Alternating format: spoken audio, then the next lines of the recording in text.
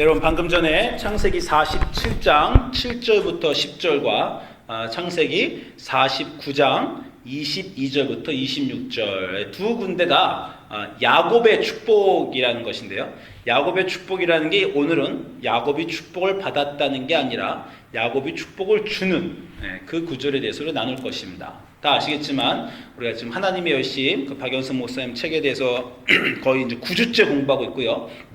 그리고 야곱에 대해서 네 번째 우리가 공부하는 날입니다. 지난 3주간 야곱을 보았고 오늘이 야곱에 대해서 네 번째 공부인데 오늘 하고 나면 야곱은 이제 끝납니다. 그래서 우리가 야곱을 우리가 오늘 공부할 것입니다. 제가 오늘 공부하고요. 다음 주는 저희가 한 주 정도 우리 게스트 스피커가 오실 것입니다. 저희 아는 목사님 중에서 좋은 목사님이 최근에 막 교회에서 나오셔서 저희가 초청을 했습니다. 그래가지고 다음 주 한 주 우리 벤차 목사님이라고 벤자민 차 목사님인데 우리 산나몬에서 목회하시는 분이 여기 오셔서 우리 같이 다음 주 말씀 나눌 것인데 일단 어쨌건 오늘까지 우리 야곱을 이제 공부할 것입니다. 야곱을 공부하면서 특별히 지난주에는 우리가 야곱이 하나님과 씨름한 야복나루에 대해서 공부를 했어요. 야곱이 하나님과 씨름했는데 중요한 것에 대해서 우리 이렇게 나눴습니다. 야곱이 하나님과 씨름한 게 아닙니다. 창세기 37장을 보면 하나님이 야곱에게 오셔서 씨름을 거셨어요. 하나님이 야곱에게 씨름을 거셨습니다. 자, 하나님이 야곱에게 씨름을 거셨는데 여러분 씨름이란 단어를 아시죠? 영어로 하면 레슬링인데 한국말은 여러분 씨름 아시죠? 씨름은 이렇게 딱 삿바 붙잡고 둘이 하는 게 씨름이고 미국에서는 이렇게 둘이 또 붙잡고 이렇게 뒹굴뒹굴 하는 게 씨름입니다. 씨름은 싸움과 다릅니다. 성경 전체에 싸웠다는 단어, 전쟁을 했다는 단어는 굉장히 많은데 씨름이라는 단어 여기 딱 한 번 나와요. 성경 전체에 딱 한 번 나오는 겁니다. 그 씨름을 했다는 단어가 그 씨름이 히브리어로 이아백이라는 단어인데 그 장면은 요건데 한 번 나와요. 왜냐하면 씨름은 흔한 게 아닙니다. 싸움을 하죠. 씨름을 하진 않습니다. 씨름이 뭡니까? 여러분 이렇게 그림 보면 아시지만 씨름을 했다라는 건 둘이 붙들고 늘어졌다는 거예요. 옛날에 이렇게 둘이 붙들고 늘어지는 게 없습니다. 그냥 칼로 그냥 탁 치거나 창을 던지거나 하지 성경 어디에서 어떤 두 사람이 붙들고 늘어져서 씨름을 했다는 말이 없어요. 하나님이 왜 야곱하고 씨름을 합니까? 그냥 야곱이 좋으면 축복을 주시든가 야곱이 마음에 안 들면 그냥 번개를 팍 치시거나 뭐 천사가 내려와서 그냥 한 번에 끝낼 수도 있는 일입니다. 그런데 하나님이 야곱하고 내려와서 씨름을 했다라는 것이 굉장히 중요하다라고 저희가 지난주에 나눴어요. 다시 말씀드리지만 씨름이 뭡니까? 둘이 붙들고 뒹굴뒹굴 거리는 거예요. 땀이 흠뻑 나고 서로 안 놔주는 겁니다. 그게 싸움과 씨름의 차이점이에요. 붙들고 늘어지고 넘어지고 엉키고 우리 서로 진이 빠질 때까지 서로 붙들고 있는 게 씨름입니다. 하나님이 사람과 씨름을 하시기로 하셨다라는 거예요. 그게 굉장히 우리가 중요하다는 구절로 지난번에 보았습니다. 여러분은 보통 누구하고 씨름을 하십니까? 우리는 정말 씨름은 사실 안 하죠.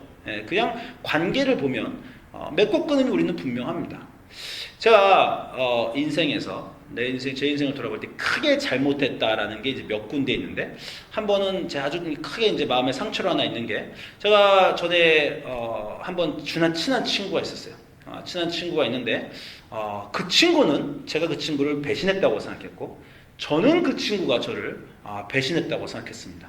서로 오해가 쌓였어요. 아주 친한 친구였는데 서로 오해가 쌓이자 제가 어떻게 했냐면 그 친구가 이제 막 뭐 이렇게 얘기를 하니까 야 나를 이렇게 못 믿어주다니 이게 이 친구와 나랑 서로 틀어졌구나. 제가 이메일을 딱 썼어요. 이메일 뭐라고 썼냐면 우리 여기까지인가 봅니다. 제가 그렇게 이메일 썼어요. 더 이상 너무 오해가 심해서 우리가 이 문제를 풀지 못하겠다. 우리 그냥 지금까지 잘 지냈지만 우리 관계는 여기까지인가 봅니다. 하고 제가 이메일을 딱 쓰고 그냥 끝냈어요. 그 일로. 그게 10년, 20년 전인데 지금도 계속 상처입니다. 그때 그러지 말걸. 관계라는 게 칼로 딱 끊듯이 끊는 게 아닙니다. 그죠? 그런 건 계약이죠. 비즈니스에서 계약을 맺고 그냥 일하다가 사장님하고 사장님 제가 오늘까지만 일하고 다음 주에 그만둡니다. 이거는 그냥 비즈니스입니다. 근데 사람 관계는 그렇지가 않습니다. 특별히 사랑이랑은 그렇지 않죠. 사랑은 이렇게 다 끊을 수가 없는 거야. 여러분 요즘에 나온 단어로 그 밀당. 밀당이 뭐예요? 남자 여자 연애하면 서로 밀당한다. 그렇지 않습니까? 밀고 땡기는, 서로 끊지를 못해요. 어떤 땐 치사하고 어떤 땐 스스로 간사하게 느껴지기도 하고 내가 이렇게까지 해야 되나 이 사람하고 그런 느낌을 하면서 붙들고 놓지 않는 게 그게 관계입니다. 그게 사랑이에요. 그게 씨름입니다. 서로 붙들고 한번 빵 때리고 빠지는 게 아니라 서로 붙들고 상처를 받고 상처를 주어도 놓지 않는 것. 그것이 씨름이라는 거예요. 하나님이 야곱에게 내려와서 하나님이 씨름을 거시고 하나님이 야곱과 씨름을 했다라는 건 하나님이 내가 너를 사랑한다. 내가 너를 사랑하겠다. 라는 증거입니다. 다시 말씀드리지만 그 거룩한 하나님이 인간하고 씨름하실 이유가 없어요. 사랑하니까 어쩔 수가 없어서 버릴 수도 없고 때려 정말 죽일 수도 없고 그러니까 서로 붙들고 씨름하는 겁니다. 그 야복나루에서 하나님이 씨름하신 게 아니고요. 그 전부터 야곱이 태어나서 그 순간까지 계속 하나님은 야곱하고 씨름을 하셨어요. 그리고 우리가 말씀드렸다시피 야복나루에서 내가 네 이름을 야곱, 하나님과 씨름하는 자가 아니라 이스라엘, 하나님과 사람과 씨름하는 자 야곱이 아니라 이스라엘, 하나님과 씨름하는 자로 바꿔주신다라고 약속하셨을 때는 나는 앞으로도 너와 계속 씨름을 하겠다. 그래서 그 사람 이름이 이스라엘 아닙니까? 하나님과 씨름하는 자. 하나님이 그의 씨름을 받아주신다는 거예요. 다시 말씀드리지만 서로 붙들고 늘어지는 그 관계를 하나님이 야곱에게 하시겠다. 내가 너를 버리지 않고 너와 끝까지 가겠다라는 것이 씨름이라는 단어고 그게 야복강에서 야복나루에서 이루어진 일입니다. 이 개인적인 얘기를 좀 하자면 아시겠지만 저희는 애가 셋이 있습니다. 첫째, 둘째 딸하고 막내 아들이 있는데 저희는 미국에 온 지 20년 됐는데 전통이 하나 있는데 가는 곳마다 아기를 한 명씩 낳았어요. 그래갖고 우리가 아틀란타에 가서 첫째 딸을 낳았습니다. 그리고 벌클리로 이사 와서 둘째를 낳았어요. 그리고 우리가 다우니빌로 이사 가서 셋째를 낳았습니다. 그러니까 뭐가 빠졌어요? 제가 10년 전에 산호세로 딱 이사 왔을 때 넷째를 산호세 베이비도 만들어야 되겠다. 이렇게 둘이서 생각을 한 적이 있어요. 그래서 우리 둘이 앉아서 산호세도에서도 베이비를 하나 만들자. 그리고 우리가 이름도 다 정했어요. 넷째가 태어났는데 남자가 나면 모세라고 하자. 딸이 나면 레이첼이라고 하자. 이렇게 결정도 하고 집사람과 저희가 한 7, 8년 전쯤에 진지하게 넷째에 대해서 대화를 할 때가 있었습니다. 근데 무슨 일이 있었냐면 그날 아침에 저희가 넷째를 어떻게 가질까 한참 얘기를 했는데 그날 정말 우리 세 명의 아이들이 어떤 불운한 기운을 느꼈는지 정말 극성을 부렸습니다. 아이들이 막 서로 싸우고 사고를 치고 정말 그날처럼 세 아이들이 난리를 피운 적이 없어요. 그래서 그날 밤에 집사람하고 저랑 앉아서 우리가 이 모든 괴로움을 또 다시 할 수는 없다. 그만 아기를 낳는 계획을 포기하자, 넷째를. 그런 대화를 한 적이 있습니다. 그게 무슨 얘기입니까? 아기는 날 수는 있어요. 그러나 부모가 아기를 낳을 때는 어떤 결정을 하는 겁니까? 낳는 결정을 하는 게 아니에요. 10개월 동안 임신을 해서 해산의 고통을 한다는 결정을 하는 게 아닙니다. 앞으로 얘를 내가 평생을 키워내야 된다라는 그 각오를 하는 게 바로 아기를 낳는 각오입니다. 그때 저희가 그 각오가 없었던 거예요. 이 셋째까지는 했는데 넷째를 이제 나서 다시 평생을 어떻게 키우랴. 그게 이제 7, 8년 전인데 저희 집사람하고 저하고 용감하게도 가끔 요즘도 넷째 얘기를 합니다. 우리가 아직 늦지 않지 않았을까? 넷째를 지금이라도 나서 키울 수 있지 않을까? 이렇게 생각을 하는데 제가 계산을 해보니까 제 지금 나이에 넷째를 낳으면 이제 은퇴는 없어요. 은퇴 절대 할 수 없습니다. 그냥 아이들 은퇴해도 쉬는 게 아니라 여전히 어린애를 키워야 됩니다. 그 각오가 부족하여 저희가 넷째를 포기를 했습니다. 그런 각오입니다. 하나님이 야곱에게 오셔서 내가 너와 씨름을 하겠다. 앞으로 네 이름을 이스라엘이라 하겠다. 그리고 야곱의 자손이 이제 그 나라 국가가 이름이 뭐예요? 이스라엘이 되잖아요. 그리고 그 이후에 성경의 모든 여호수아, 사사기, 출애굽기, 사무엘, 왕기 그 모든 게 뭡니까? 하나님이 몇천 년 동안 야곱의 자손 이스라엘과 씨름하는 내용이에요. 버리시지를 못합니다. 여러분 아시겠지만 사막에서 출애굽 때도 하나님이 엄청 화가 나시고 이스라엘 왕들이 우상을 섬기고 백성이 잘못할 때마다 그냥 선지자들을 보내시면서 막 위협하시면서 너희들 내가 끝장내겠다. 엄청나게 화를 내시잖아요. 보세요. 그 위대한 하나님이 막 약속을 못 지킵니다. 끝장내겠다고 말하면서 끝장을 계속 못 내고 지리지리하게 계속 끄십니다. 씨름하시는 거예요. 끝낼 수가 없습니다.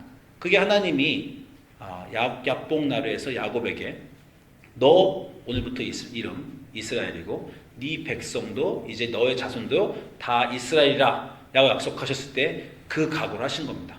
앞으로 몇백 년, 몇천 년 나는 얘네들과 붙들고 놓지 않고 먼지와 땀 속에서 씨름하겠다. 쿨하지 않잖아요.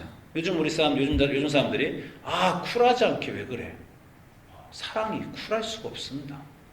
그냥 관계가 쿨하죠. 사랑은 쿨한 게 아니라 정말 땀과 갈등 속에서 붙들고 늘어지고 있는 것이 사랑입니다. 그 씨름을 하나님이 야곱에게 하자라고 하신 것이 우리가 나눈 야복나루예요. 내가 너와 오늘부터 여기까지도 했고 오늘도 그리고 앞으로도 계속 너와 네 자손들과 몇천 년 동안 놓지 않고 내가 씨름을 하겠다. 내가 야곱을 사랑하고 에서를 미워하였다. 그 유명한 구절을 나눌 때부터 그 결정이 이루어진 것입니다.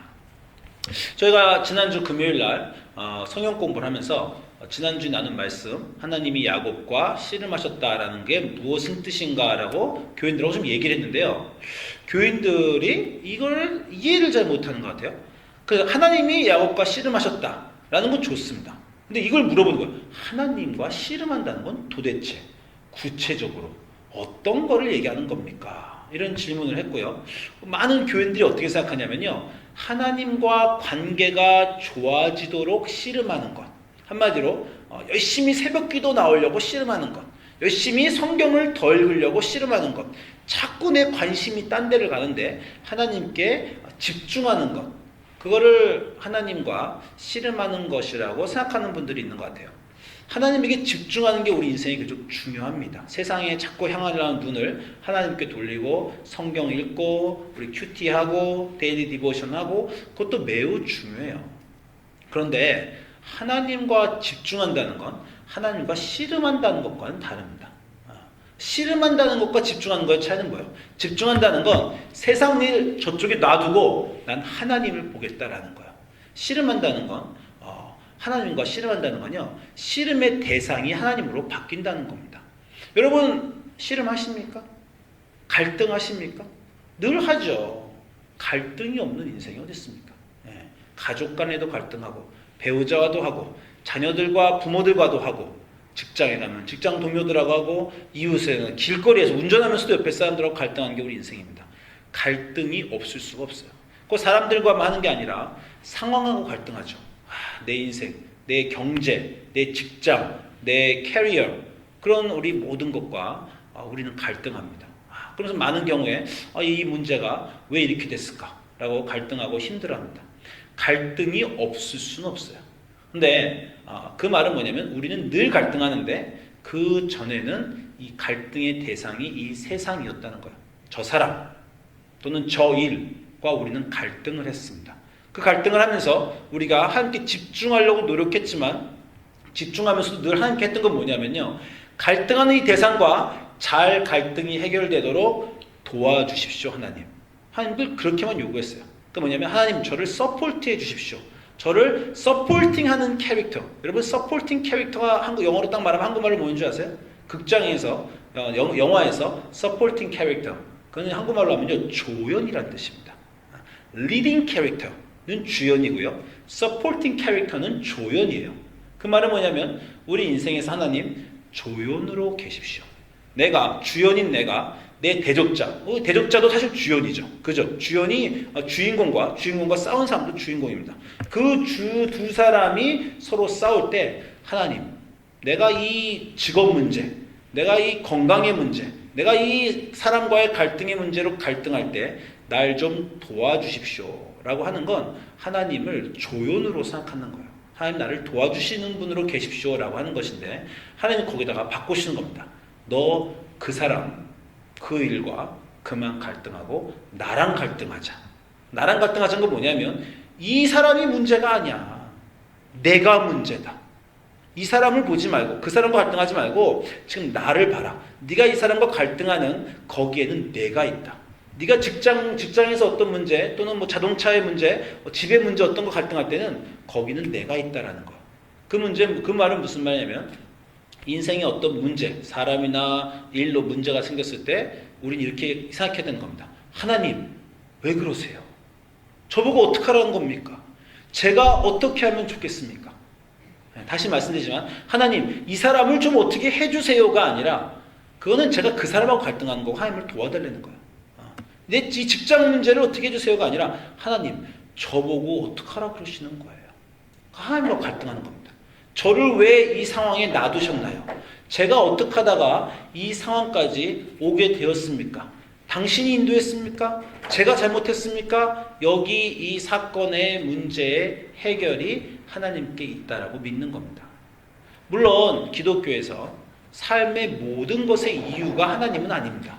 하나님이 우리에게 단련시키느라고 어려움을 주실 수도 있어요. 때로는 우리가 잘못한 것의 인과응보로 어려움이 닥칠 수도 있습니다.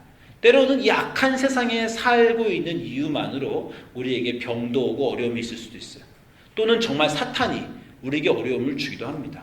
성경에서는 어려움의 이유는 다양하게 얘기해요. 그러나 성경은 분명하게 그 모든 어려움의 해결책은 하나님이다라고 말합니다. 사탄이 어려움을 준다고 해도 내가 사탄하고 싸우는 게 아니에요. 사탄이 내게 어려움을 줘도 여기서 내가 하나님과의 관계가 회복돼서 사탄과 이게 싸움이 생기는 겁니다. 내 직장 상사, 내 주변에 어떤 사람, 내 인생에 어떤 문제가 내게 어떤 이유로도 왔든 간에 이것의 해결책은 나와 하나님 간에서 찾아야 됩니다. 어떤 경우에 하나님 도대체 왜 이러십니까? 하나님이 정말 이게 만약 인과응보라면 이거 네가 옛날에 잘못한 거 또 좀 기억해내고 회개해라. 그래야 회복이 온다. 이렇게 말씀하실 수도 있고요. 도대체 하나님이 이 문제를 저한테 왜 주셨어요? 너 이 문제를 통해서 크고 배우고 단련되어 정금처럼 나와라. 이렇게 대답하실 수도 있고요. 하나님, 도대체 이 어려움이 왜 옵니까? 나쁜 마귀가 너를 지금 해하려고 한다. 내가 도와주겠다. 조금만 버텨라. 나도 지금 너와 함께 싸우고 있다. 이렇게 다양하게 말씀하실 수 있어요. 그러나 그 모든 문제의 중요한 건 여전히 하나님과 씨름해야 된다는 겁니다. 하나님을 붙들고 늘어져야 됩니다. 그게 야곱이 한 일이에요.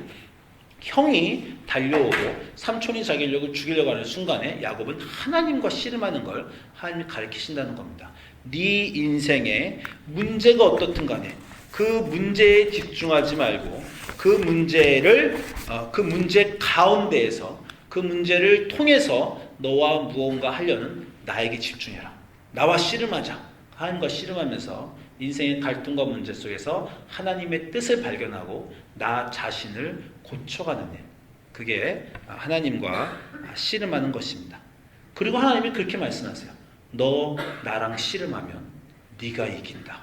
우리가 지난주에 나눴죠. 하나님이 야곱을 이기실 수 없음을 보고 라고 성경에 이렇게 써 있습니다. 세상과 씨름하면 질 수도 있어요. 세상하고 씨름하면 우리 비즈니스 상대자건 우리 보스건 우리 어떤 사람이건 싸움했다가 그 사람에게 상처 주고 나는 이길 수도 있고 내가 상처받고 그 사람이 이길 수도 있고 또는 둘 다 상처만 받고 끝나는 관계가 될 수도 있습니다. 세상과 씨름하면 어떻게 결과가 날지 몰라요.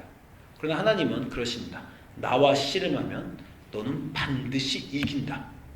이긴다는 건 도대체 무슨 뜻입니까? 우리가 하나님의 뜻을 거역하고 우리 뜻을 관철시켰다가 이긴다는 뜻이 아니에요. 나와 씨름하면 이 씨름의 끝에 너는 반드시 복을 받는다라는 거예요. 복이라는 거는 너는 달라진다. 나와 씨름하면 이 인생의 모든 문제를 통해서 너는 더 나은 사람이 된다. 이런 얘기입니다. 저희가 지난주 서영 공부할 때 우리 교인 중에 하나가 인생이 아주 어려운 힘든 시간을 다 알고 있습니다. 그 친구 굉장히 어려운 시간을 정말 우리가 봐도 정말 앞이 막혔다. 어떻게 할 수가 없다. 그렇게 생각하는 그런 친구가 하나 있어요. 그래서 저희가 물어봤습니다. 이거 어떻게 지내냐? 하나님과 씨름하고 있냐? 자기는 지금 하나님과 씨름하고 있다는 거야. 하나님과 씨름해서 얻은 것이 무엇이냐? 그 친구 말이 모든 것. 이라고 대답합니다. 내 인생의 모든 것. 지금 내가 가지고 있는 모든 것, 내가 지금 배우고 있는 내 인생의 모든 것, 상처뿐이지만 그러나 그 모든 것들이 하나님의 씨름 안에서 온다라고 생각하는 거예요. 인생은 건강은 이룰 수도 있습니다. 관계는 다른 사람과의 깨질 수도 있어요. 그러나 하나님과 그 건강에 문제가 있든 어떤 이유를 통해서 그것을 통해서 하나님과 씨름하면요, 그걸 통해서 우리는 더 나아지고 배운다라는 거예요. 오늘 성경 구절은 그 모든 인생을 통해서 하나님과 씨름한 야곱의 말년입니다. 말년. 야곱의 죽을 순간. 우리가 많이 건너뛰었지만 별별 일이 다 있었어요. 야곱은 그 딸이 강간을 당하기도 했고요. 그 아들끼리 서로 죽이려고도 했고요. 아들끼리 서로 아들이 아버지한테 거짓말해서 우리가 이 아들을 팔아먹고 나서 죽었다고 거짓말도 했습니다. 이웃들과 싸웠고 삼촌과 싸웠고 아버지 형과 싸웠고 자녀들과 싸웠고 야곱은 모든 사람과 싸웠어요. 그런데 그 모든 사람과의 싸움이 하나님이 결국 너 그나저나 나랑 싸운 것이다. 그 모든 과정들이 그 사람들이 문제가 아니라 너가 나랑 싸운 것이고 그 과정을 나와 갈등하였다라고 야곱에게 가르쳐 주십니다. 그 하나님과의 갈등을 무수히 끝낸 야곱의 인생의 마지막 순간을 우리가 오늘 본 성경 구절이에요. 오늘 본 성경 구절에 이렇게 말합니다. 창세기 47장에 이제 요셉이 자기 아버지 야곱을 누가 좀 들어오셔도 못 들어오셨어요? 네, 조금 문 좀 열어주십시오. 요셉이 이제 다 아시겠지만 창세기 47장 되면은 요셉이 야곱을 그 이집트로 초청했습니다. 그래서 야곱이 이제 그 이집트로 돌아왔어요. 이집트에 가서 이집트의 왕 바로를 만나는 순간입니다. 제가 전에 말씀드렸지만요, 야곱 당시에 아브라함 당시에 야곱 당시에 이집트의 왕 바로는요, 요즘 우리가 생각할 수 있는 그 모든 권력을 뛰어넘는 고대 근동의 고대 중동의 절대자입니다. 정말 옛날 중국의 천자 이렇게 생각하면 돼요. 그냥 그 사람의 말이 법이고 법 위에 서 있고 아무거나 다 할 수 있어요. 고대의 유일무이한 이때까지만 해도 다른 제국이 존재하지 않았습니다. 고대의 단 하나뿐인 제국이라는 것이에요. 정말 바로는 신으로 추앙받던 사람입니다. 그 바로에게 요셉이 국무총리일 때 아버지 야곱을 이끌었어요. 여러분이 쉽게 이 구절을 읽으셨지만 창세기 47장 7절 보면 이렇게 말합니다. 요셉이 자기 아버지 야곱을 바로에게 인도하며 바로 앞에 서게 하니 뭐라 그럽니까? 야곱이 바로를 축복했다 이러고 나와요. 성경 전체를 보세요. 어디에 더 낮은 자가 높은 자를 축복할 수 있습니까? 축복이라는 건요, 아버지가 자녀에게 주는 겁니다. 왕이 신하에게 주는 거예요. 높은 사람이 낮은 사람을 축복하는 거지 낮은 사람이 높은 사람을 축복하는 게 아닙니다. 제가 제 아들 보고 아들아 이리 와라, 내가 너를 축복하겠다는 거지 아버지 이리 오세요, 내가 아버지 머리에 손 얹고 내가 아버지 축복하겠습니다, 이런 법이 없습니다. 이 구절만 읽고도 깜짝 놀라야 돼요. 그냥 가나안 땅에 살던 촌부 야곱이 그 대왕 제국의 그 거대한 황제 바로 앞에서 야곱이 바로를 축복한 겁니다. 이 바로가 그냥 완전 뜨악하게, 이게 뭐야? 이 인간이 감히 어떻게 나를 축복을 한단 말인가? 야곱이 바로가 깜짝 놀란 거예요. 그래서 바로가 물어보는 겁니다. 바로가 야곱에게 묻대. 아니 너는 뭐 나이가 1000살쯤 되냐? 네가 무슨 뭐 무드셀라냐? 네가 어떻게 나를 축복을 하냐? 네 나이가 얼마냐?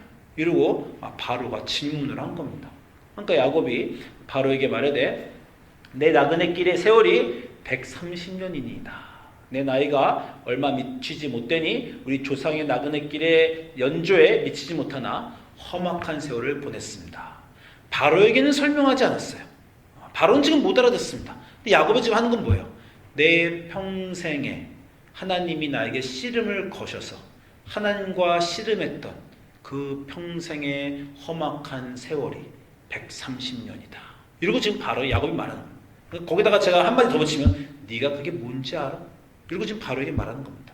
너 같은 왕이 어렸을 때부터 금수저를 물고 태어나가지고 평생 좋은 것만 먹고 아버지의 왕위를 물받은 너 정도 되는 인간이 내 130년 동안 창조주 하나님과 씨름하면서 그분이 내게 씨름을 걸어서 도망다니고 거짓말하고 싸우고 그렇게 평생 죽을 고비를 몇 번씩 넘기고 하나님을 붙들고 늘어졌던 그 130년의 나를 네가 감히 아냐?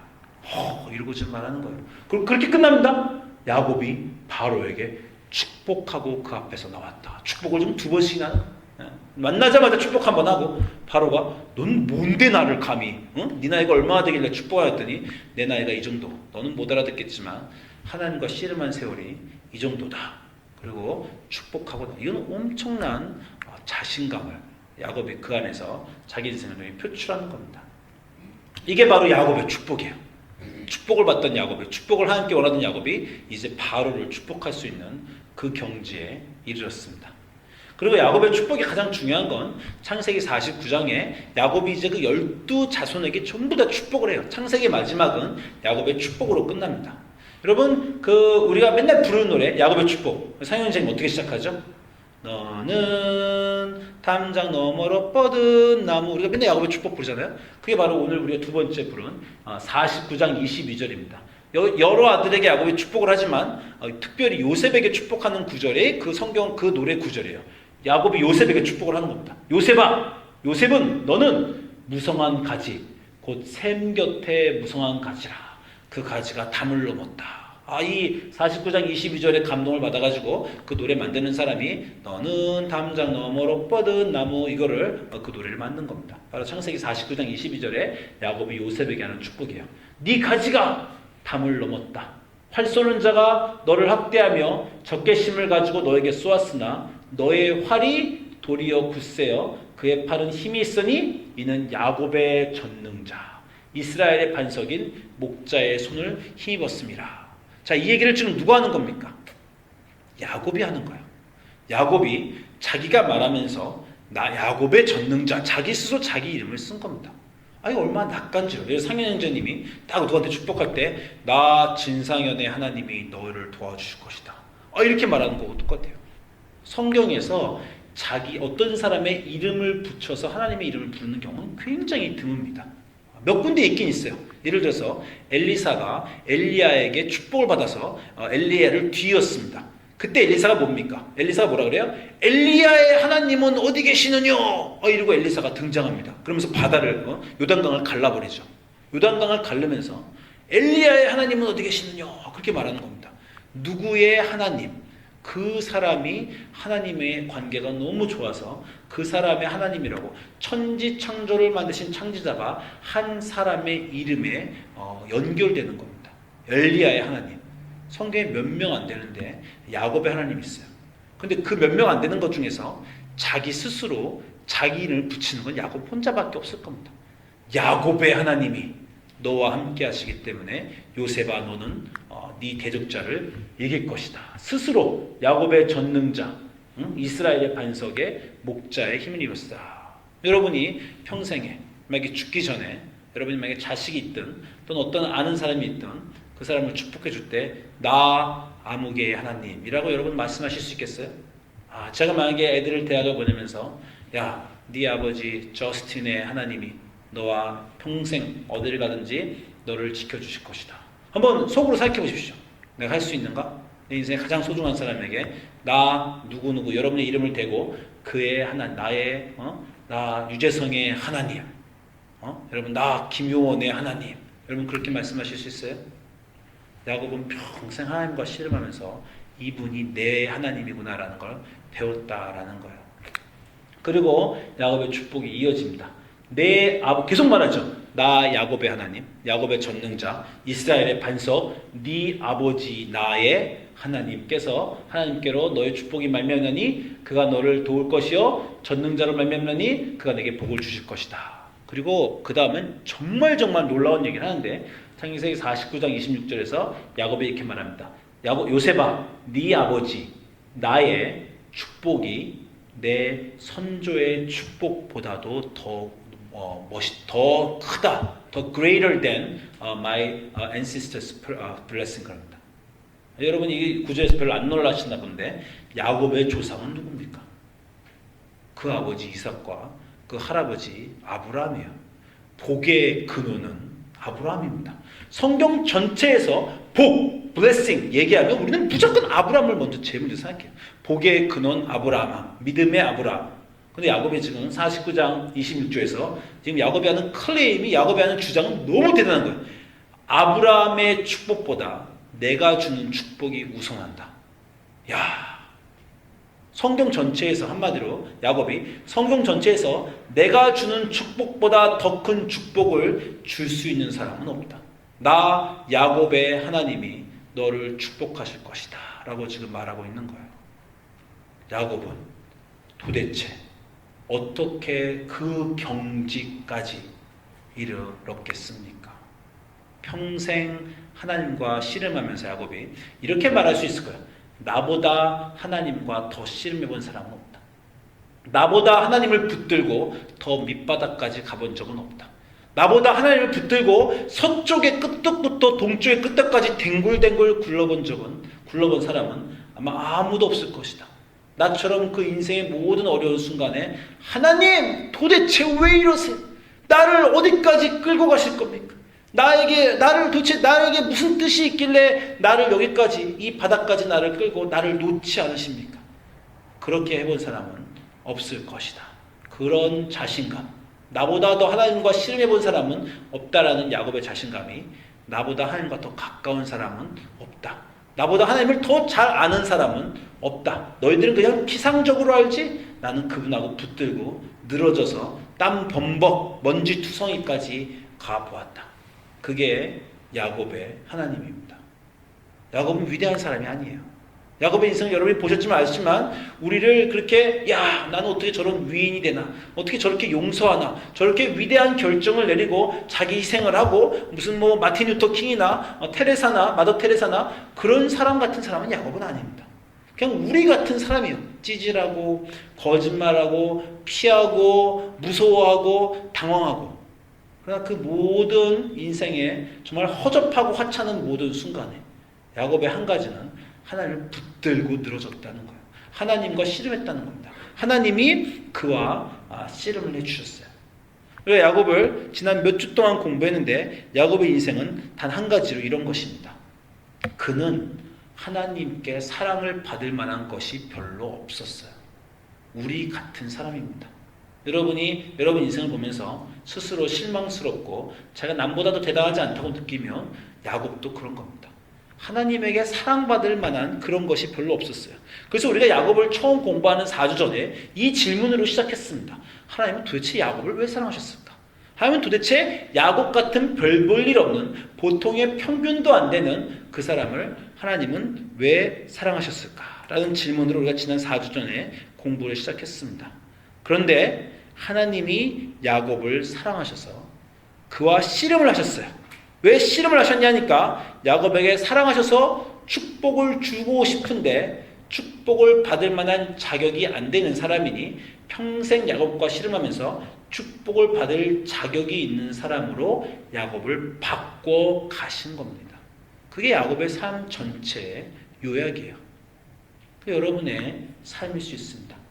별 볼 일 없는 우리를 하나님이 만나셔서 지금 인생에 남들은 겪지 않아도 되는 이상한 곳으로 끌고 다니시면서 우리를 훈련을 시키세요. 왜? 우리에게 주시려는 엄청난 축복에 그것이 있는데 그거에 합당한 사람으로 만들기 위해서 하나님이 우리와 갈등하시는 겁니다. 씨름하시는 겁니다. 그러면서 말씀하십니다. 나와 씨름하자. 세상하고 씨름하지 말고 네 상황하고 씨름하지 말고 그 모든 것들 위에 그 너머에 내가 있음을 봐라. 나를 붙들고 늘어져라.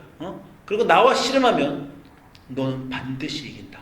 너는 반드시 위대해진다. 어느 순간에 너도 너의 이름의 하나님이라고 부를 수 있게 되고 그 어떤 세상의 성경의 인물에 주는 축복보다 너가 다른 사람에게 주는 축복의 지위가 더 높은 경지에까지 이를 것이라는 이 세상 왕들을 축복할 수 있는 자리의 자신감과 그 위엄의 사람으로 너를 내가 이끌 것이다 라는 것이 하나님이 야곱과 씨름하면서 야곱에게 주신 약속입니다.